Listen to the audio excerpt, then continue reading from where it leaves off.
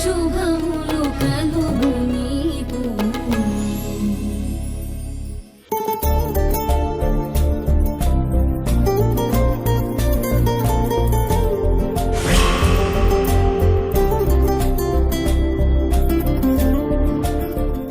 Sir ఒకసారి చదివి. నేను పనిని చెక్ చేయను, నమ్మకాన్ని టెస్ట్ చేస్తాను.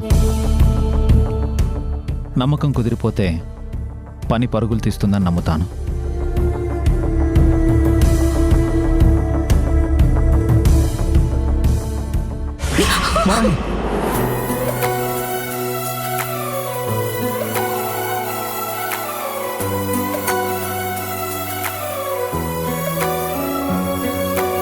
ఏ నిమిషం నన్నే నేను మరిచానే. నా హృదయం నీడై నీతో నడిచిందే. ఈ క్షణమే నీలో నన్ను విడిచానే. నా సమయం నీదైపోతూ ఉందే. నువ్వు నాతో అడుగేస్తే వెలుగేలే ఏ వైపైనా. కలలాగే గడిచిందే నిన్ను చూసే కాసేపైనా.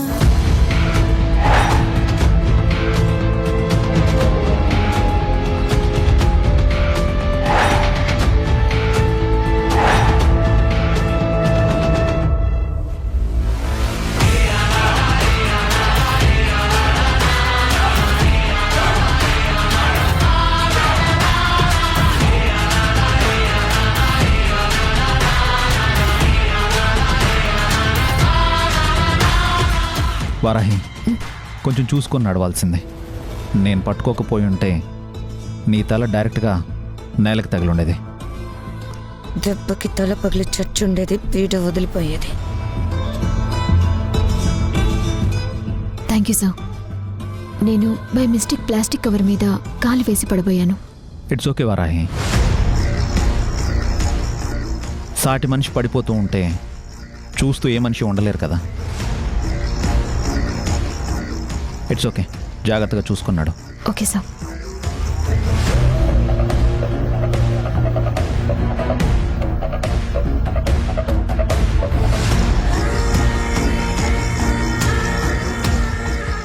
ఏంటి నువ్వు ఇక్కడికి వచ్చావు? ఏ ఇప్పుడు కూడా రాకూడదా? అంటే నీకేం పని లేదు కదా ఇక్కడ? ఇదివరకు నేను నిన్ను ప్రేమించే మనిషిని, ఇప్పుడు నిన్ను చేసుకోబోయేదాన్ని. పని ఉన్నా లేకపోయినా ఎప్పుడైనా ఎలాగైనా వస్తాను. ఏమైనా ప్రాబ్లమా? ప్రాబ్లం ఏముంటుంది? నీ కారులో పెట్రోల్ దండగ తప్ప. ఏం పర్వాలేదు. అయినా నేనిప్పుడు పని మీదే వచ్చాను. ఏం పని? షాపింగ్కి వెళ్ళాలి, పెళ్ళికి బట్టలు తీసుకోవాలి. అవునా, అలాగే. మరి బయలుదేరు. మనం వెళ్ళడం ఎందుకు? మీకే పెద్ద బట్టల షోరూమ్ ఉంది కదా, అక్కడ అన్ని సూపర్ ఫైన్ క్వాలిటీ బట్టలు దొరుకుతాయని పబ్లిసిటీ చేస్తున్నారు కదా, అక్కడి నుంచి అన్నీ తెప్పించేసాయి. మరి జ్యువెలరీ? నగలు ఒకటే కదా, నాకు కుదిరినప్పుడు వెళ్దాంలే. ఇప్పుడు నాకు చాలా బిజీ వర్క్ ఉంది. చూశానుగా. ఏంటి? అదే సిచ్యుయేషన్స్ అనుకోకుండా ఇలా అవుతూ ఉంటాయి. దాన్ని నేను అర్థం చేసుకుంటాను. ఎందుకంటే నేను మంచిదాన్ని, గయ్యాలని కాదుగా. సరే, నేను బయలుదేరుతాను.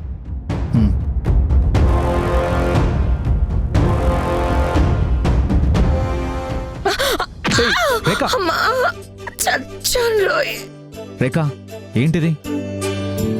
చిన్నపిల్లల అలా ఎలా పడిపోయావు? లే పైకి. అది చాలా దూరంలో పడిపోతుంటే చెంగున లేచొచ్చి పట్టుకున్నాడు. నేను పక్కనే పడిపోతున్నా పట్టుకోలేదు. కనీసం నన్ను లేపను కూడా లేపట్లేదు. అది పడిపోతే మాత్రం సాటి మనిషి పడిపోతుంటే చూస్తూ ఉండలేం కదా అని డైలాగులు కొడతాడు. మరి మీ మనుషులం కాదేమో. ఏంటి అలా చూస్తున్నావు? పడిపోతుంటే పట్టుకోవా? నేను చూసుకోలేదు రేఖా. కనీసం లేపడానికి చెయ్యివేంటి? అరే, నువ్వు పడిపోయి నా మీద ఏడుస్తావేంటి? నాకు చాలా పనులున్నాయి, నువ్వు లేచి బయలుదేరు. అబ్బా, గుండె పగిలింది. దానికన్నది నాకు జరిగింది. దేనికన్నది? ఏం లేదు. పక్కనే జరిగేవి నీకు కనిపించవు గాని నోట్లో అనుకునేవి మాత్రం వినిపిస్తాయి. అబ్బా.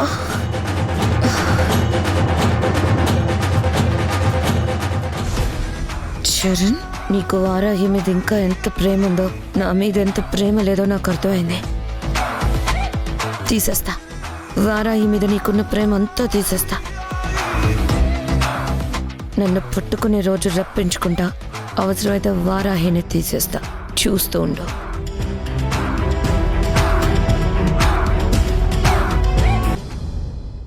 మేనేజర్ గారు, ఈ ఊళ్ళో ఉన్న పెద్ద కళ్యాణ మండపం ఏదో తెలుసుకోండి. ఒకవేళ అది కూడా సరిపోదు అనిపిస్తే ఎవరిదైనా 10 ఎకరాల ల్యాండ్ అమ్మకానికి ఉంటే వెంటనే కొనేద్దాం. ఆ ల్యాండ్లోనే పెళ్లి పందిరి సెట్ గ్రాండ్ గా వేయిద్దాం. ముందది కనుక్కోండి, నేను తర్వాత చేస్తాను. అమ్మా, ఇది చూడు ఒకసారి. శుభలేఖ, డిజైనర్ పంపించిన వాటిల్లో ఇది నాకు బాగా నచ్చింది. బాగుంది. ఇంకా వేరే బెటర్ డిజైన్స్ ఏమైనా ఉంటే పంపించమను. ఓకే అమ్మా.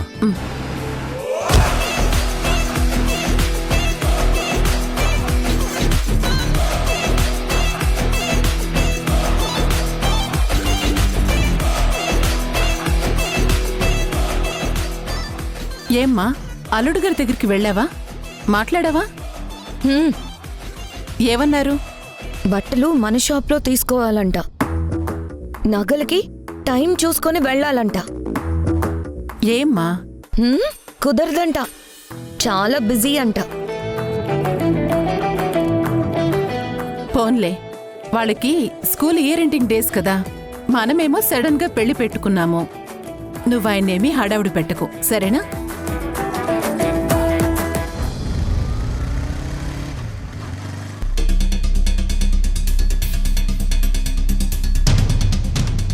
ఈ లాయర్ ఎవరు?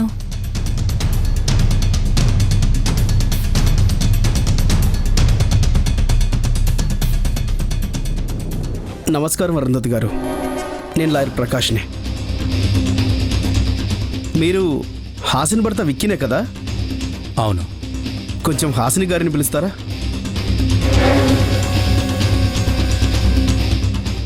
ఎందుకో చెప్తారా? అదేనమ్మా, తను డివోర్స్కి అప్లై చేసుకుంటోంది. పేపర్స్ మీద సైన్ చేయించుకొని వెళ్దామని వచ్చాను. ఉండండి, పిలుచుకొస్తాను. లక్ష్మి,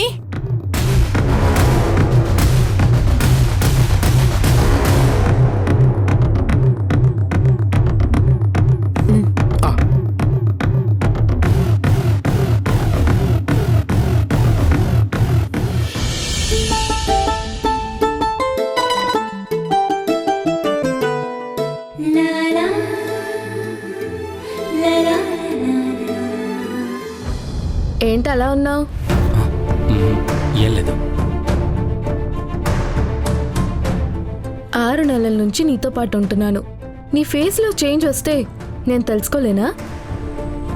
చెప్పు, ఏంటి, ఎందుకొచ్చావు?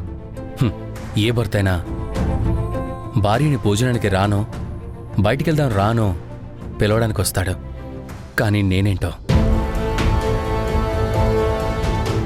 మనిద్దరికీ విడాకులు ఇప్పించడానికి లాయర్ వచ్చాడు, రాని పిలవడానికి వచ్చాను. ఇలా ఏమో గడికి జరుగుండదేమో. దీన్ని ఏమనాలో, ఎలా తీసుకోవాలో నాకు అర్థం కావడం లేదు. లాయర్ గారు వచ్చారా? నిన్ను రమ్మన్నారు. వెళ్తున్నాను. హాసిని, ఆగు.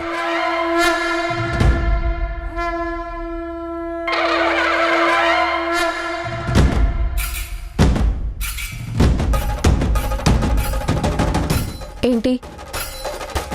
నేను డివోర్స్ పేపర్స్ మీద సంతకం పెట్టద్దనో, ఇంకోసారి ఆలోచించుకోమనో అడగడానికి ఆపలేదు. ఇప్పటికైతే నువ్వు పెళ్ళయి భర్తున్న ఆడపిల్లవి. పెళ్ళైన ఆడపిల్ల మొహాన బొట్టు లేకుండా ఉండకూడదు.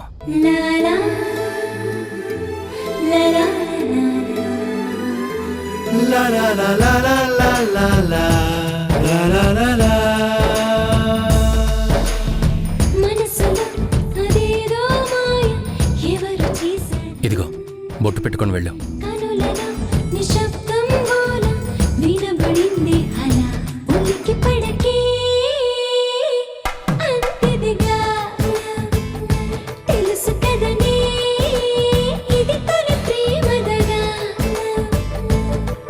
హే మనసులో అదేదో మాయ ఎవరు చేశారలా, కనులలో నిశ్శబ్దం గోల వినబడిందే హల ఉలికి పడకే అంతిదిగా తెలుసు కదనే ఇది తొలి ప్రేమదగా. లారాలే లాలాలాలాలాలా.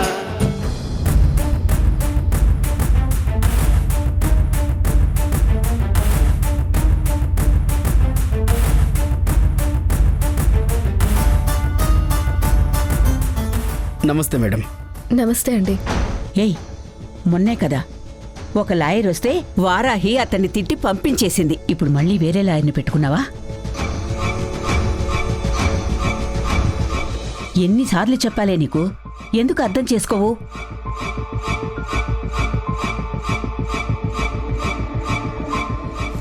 ప్రకాష్ గారు, ఫోన్ చేయకుండా సడన్గా వచ్చారేంటి?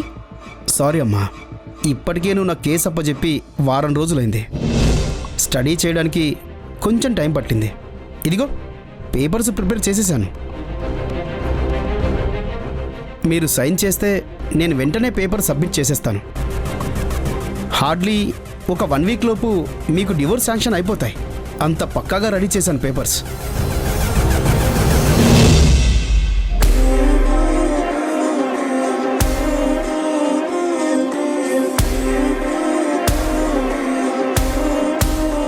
అమ్మా హాసిని, ఇదిగోమ్మా ఈ పేపర్స్ మీద సైన్ చేయండి.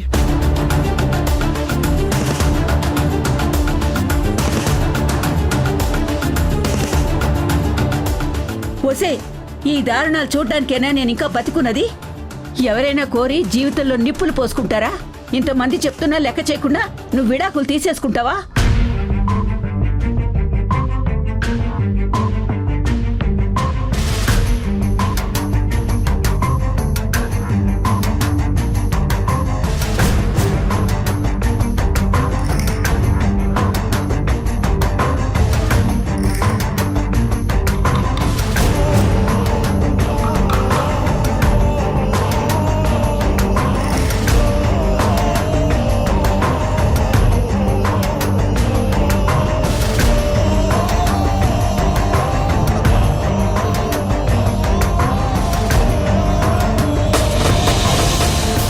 నాకు విడాకులొద్దు.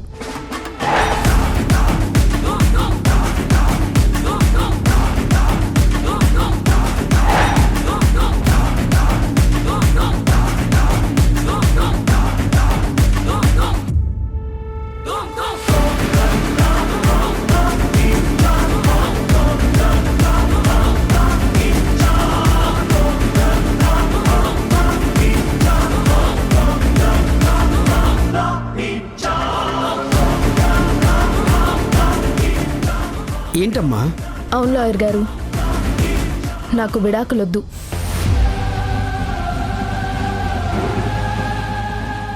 అదేంటమ్మా, ఇప్పుడు అన్నీ ప్రిపేర్ చేశాక విడాకులు వద్దంటావేంటి? ఐఎమ్ సారీ లాయర్ గారు, మిమ్మల్ని ఇబ్బంది పెట్టినందుకు నన్ను క్షమించండి. నాకింక విడాకులొద్దు.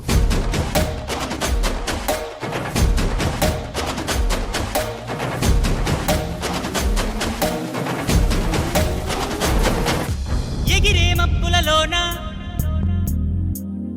పగలే వెన్నెల వాన పలికే నవ్వుల వీణ గుండెల్లో సాగే రాగాలేవో.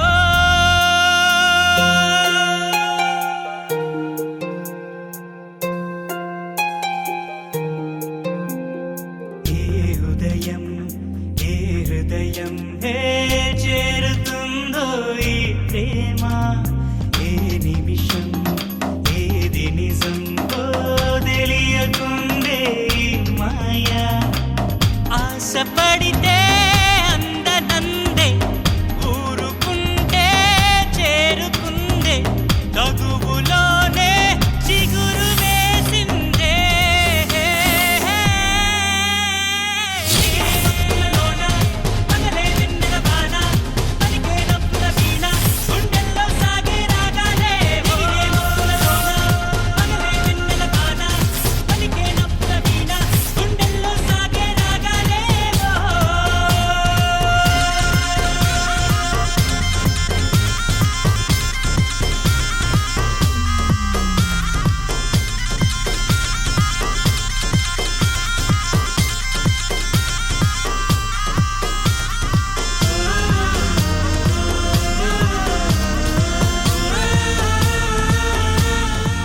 లాయర్ గారు మీరు ఇక వెళ్ళొచ్చు.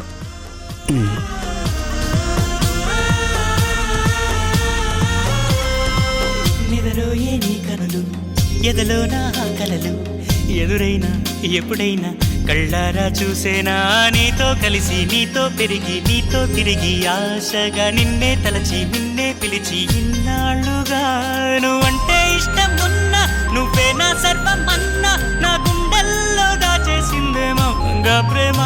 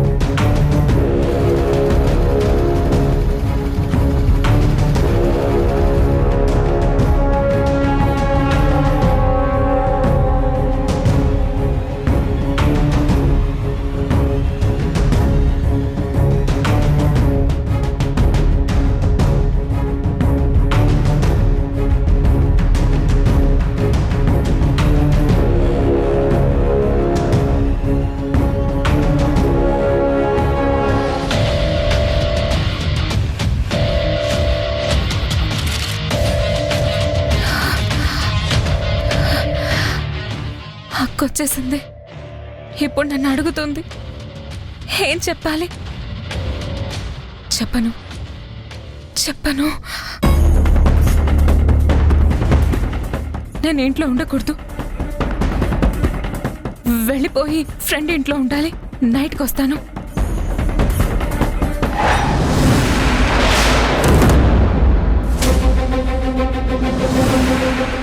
చెప్పు సునైనా, నువ్వేం చేసినా ఇంకా తప్పించుకోలేవు. నీ గొలుసు ఆ ఇంట్లో దొరికింది అంటే నువ్వు ఏదో చేసావని అర్థమైపోతుంది. చెప్పు, వాళ్ళున్న చోటికి నువ్వెందుకు వెళ్ళావు? నీ మెళ్ళో ఉన్న చైన్ అక్కడెలా పడింది? అంటే ప్రణయ్ నిన్నేదైనా చేశాడా? నిఖిల్ ఏదైనా చేశాడా? చెప్పు, జరగరాంది ఏదైనా జరిగిందా? చెప్పు సునైనా. ఏదైనా ఘోరం జరిగి నువ్వు దాన్ని దాచిపెడితే అది ఎన్నో రోజులు దాగుండదు. అది బయటకు వచ్చిన రోజున అమ్మ బ్రతికుండదు.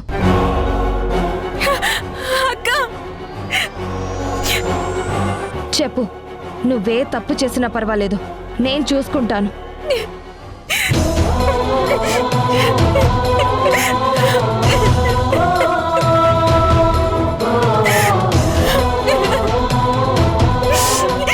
లేదు,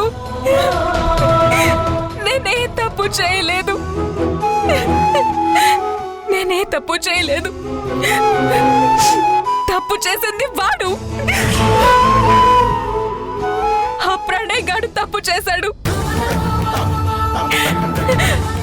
వాడే నాతో మిస్బిహేవ్ చేశాడు. నన్ను వాడుకోవాలని చూశాడు. నాతో మంచిగా నటించి నాకు జాబ్ ఇచ్చి నన్ను ఇంటికి తీసుకెళ్ళాడు.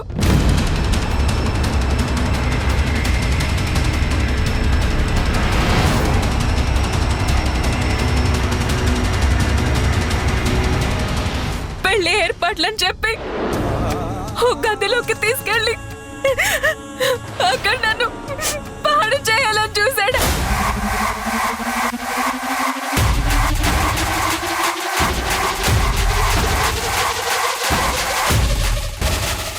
నేను తప్పించుకోవడానికి అక్కడున్న బెడ్ ల్యాంప్తో వాడి తల మీద కొట్టేశాను.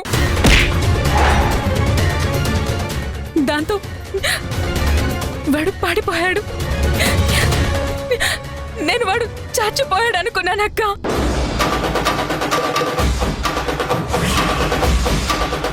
దొరికితే నన్ను అరెస్ట్ చేస్తారని తెలుసు.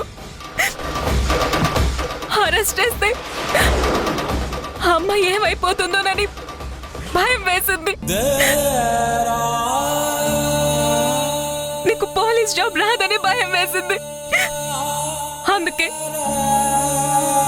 అక్కడ నా గుర్తులేమీ లేకుండా కారం పొడి చల్లేసి మొత్తం తుడిచేశాను.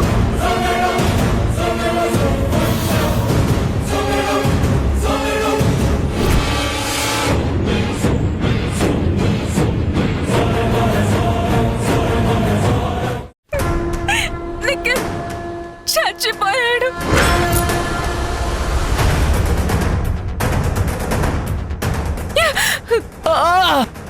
నిఖిల్ శవం బయటపడితే నేనే చంపేశాను అంటారని ఆ ఇంట్లోనే వెనక పెరట్లో అతని శవాన్ని గొయ్యి తవ్వి పూడ్చేశాను.